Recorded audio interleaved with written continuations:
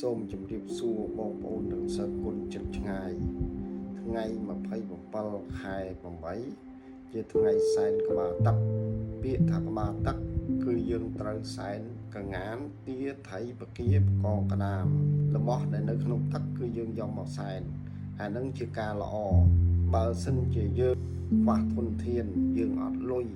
យើងសែនពឹសថៃក្តាម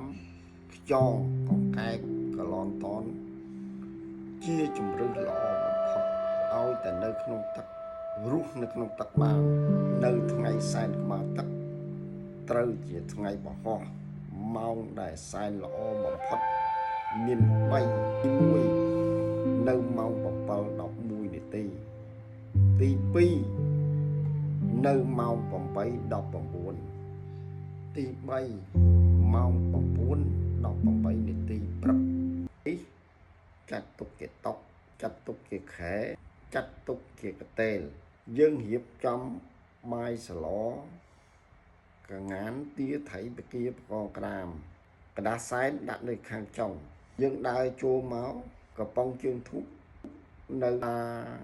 តុកយើងរៀបចំរួចរាល់ហើយយើងអញ្ជើញកុងម៉ាចុះតែឡូអៀយើងអត់យកចុះទេយើងសែននៅលើនោះ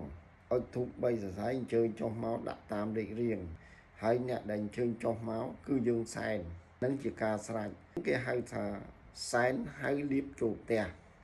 យើងដើរចូលមកគឺកំប៉ុងជើងធូបនៅមុខតុកមុខកតេលមុខខែយើងបែរមុខចូលក្នុងផ្ទះនឹងគេហៅសែនហៅលៀបចូល